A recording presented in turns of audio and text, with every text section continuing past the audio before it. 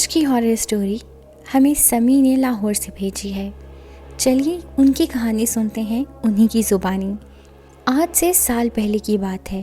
میں ایک جاب سے منسلک تھا اور حسب معمول گھر آتے وقت اکثر مجھے دیر ہو جایا کرتی تھی۔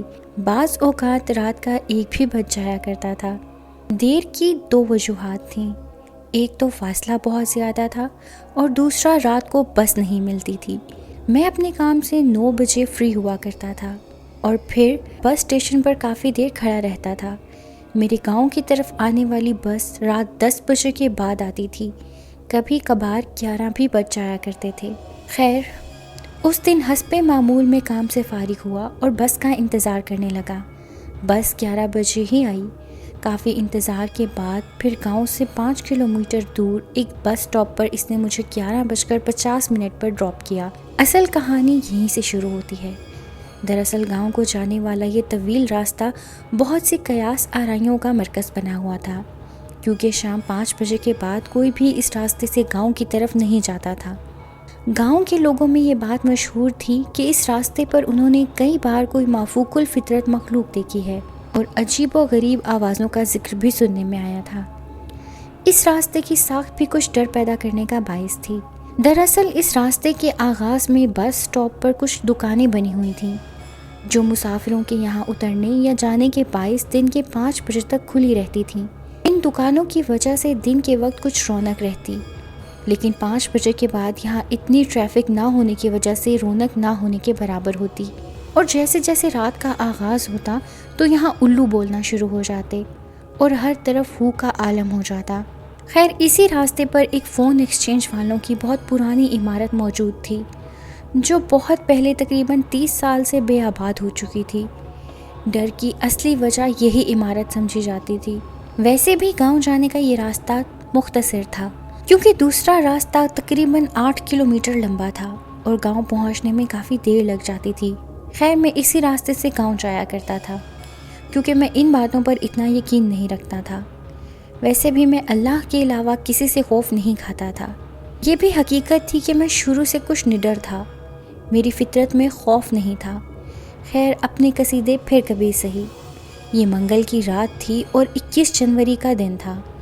سردی کافی زیادہ تھی مگر دھند نہیں تھی۔ آسمان پر بادل ضرور موجود تھے۔ میں نے لیدر جیکٹ اور جینز پہنی ہوئی تھی اور بیگ کندھے سے لٹکائے گاؤں کی طرف جا رہا تھا۔ راستے کے دونوں اطراف دور دور تک نہ تو کوئی جھاڑی تھی اور نہ کوئی درخت، غرض یہ کہ راستہ بالکل ویران تھا۔ خیر، میں تیز قدموں کے ساتھ راستہ طے کر رہا تھا اور ساتھ ساتھ مونگ پھلی چبا رہا تھا۔ آدھا راستہ طے کرنے کے بعد میں اس عمارت کے پاس پہنچا جو مشہور خوف بنی ہوئی تھی۔ میری نظریں عمارت کے گیٹ پر تھیں کیونکہ موڑ پر سامنے کی طرف اس کا گیٹ پہلے نظر آ جاتا تھا۔ خیر، گیٹ کو پار کرتے ہوئے جیسے ہی راستہ سیدھا ہوا، بات کا احساس ہونے لگا کہ گیٹ کی ایک جانب سے کوئی مجھے دیکھ رہا ہے۔ یہ احساس میرے ہر قدم اٹھانے کے ساتھ مزید گہرا ہو رہا تھا۔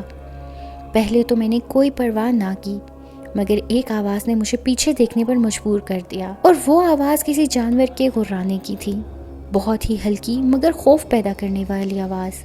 میں نے سوچا شاید کوئی آوارہ کتا ہو، اسی لیے اپنی جینز سے ایک بلٹ نکال لیا۔ میرے پاس اور کچھ نہیں تھا۔ یہ بلٹ بھی میں اپنے پاس اس لیے رکھتا تھا تاکہ بوقت ضرورت کام لے سکوں۔ میں وہیں کھڑا ہو گیا۔ میرے اور گیٹ کے بیچ کوئی دوری تقریباً 15 فٹ کی ہوگی۔ اندھیرے کی وجہ سے منظر بہت مدھم تھا۔ موبائل میں نے نکالا نہیں تھا۔ خیر، میں نے دیکھا کہ ایک سرنما شے گیٹ سے منسلک دیوار سے میری طرف جھانک رہی ہے۔ دوسرے ہی لمحے میرا آوارہ کتے والا وہم دور ہو گیا۔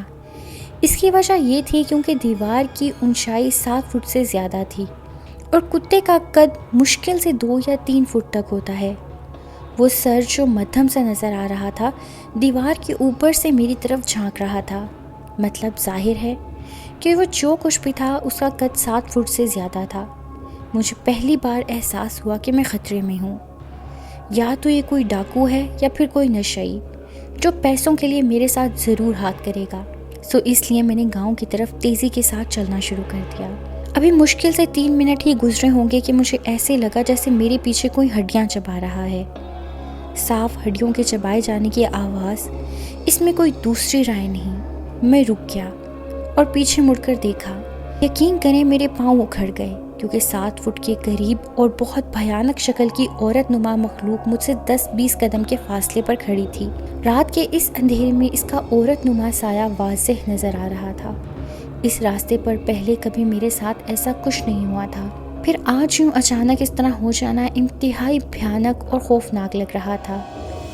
سچ پوچھیں خوف کیا ہوتا ہے، آج مجھے پہلی بار اس کا احساس ہوا تھا۔ وہ جو کچھ بھی تھا اس کا ارادہ میرے ساتھ خیر کرنے کا نہ تھا، اور جو چبائے جانے کی آواز تھی وہ شاید اس کے منہ سے نکل رہی تھی۔ میں بت بنا اسی کی طرف دیکھے جا رہا تھا اور فیصلہ نہیں کر پا رہا تھا کہ مجھے کیا کرنا چاہیے، اور وہ سایہ نما عورت عجیب نظروں سے مجھے گھور رہی تھی۔ شاید میں اس کا شکار تھا۔ خیر تھوڑی دیر بعد مجھے ہوش آیا تو میں نے سورہ ناس پڑھنا شروع کر دی۔ جیسی بھی تھی مگر رکتی اٹکتی زبان مسلسل سورت پڑھے جا رہی تھی، اور پھر اچانک کسی نے میرا بازو پکڑ کر مجھے ایک جانب کھینچا۔ یہ اتنا اچانک ہوا تھا کہ میں زمین پر گر پڑا، اور جب میں نے دیکھا تو وہ ہمارے گاؤں کے ایک بزرگ خاور جلال صاحب تھے۔ انہوں نے مجھے فوراً اپنے ساتھ بھاگنے کا کہا اور میں ان کے ساتھ بھاگتا گیا، یہاں تک کہ ہم گاؤں کی حدود میں داخل ہو گئے۔ گھر پہنچ کر میں بے ہوشی کے عالم میں گر پڑا۔ مجھے اگلے 3 دن تک شدید بخار رہا۔ اس کے بعد میرے والدین نے میرا بہت زیادہ روحانی علاج کرایا۔ میں تقریباً 3 ماہ تک خوف کے عالم میں رہا۔ مجھے ڈراؤنے خواب آتے تھے اور میں نارمل نہیں ہو پا رہا تھا، اور پھر نماز اور صبح شام کے اذکار نے مجھے روحانی طور پر طاقت دی اور میں اپنے خوف پر قابو پا گیا، اور اس کے بعد میں رات کو اس راستے سے کبھی نہیں گزرا۔ تو یہ تھی آج کی ہارر سٹوری۔ امید ہے آپ کو ہماری کہانی پسند آئی ہوگی۔ اگر آپ کو ہماری کہانی پسند آئی ہے تو اسے لائک اور شیئر کیجیے، چینل کو سبسکرائب ضرور کیجیے گا۔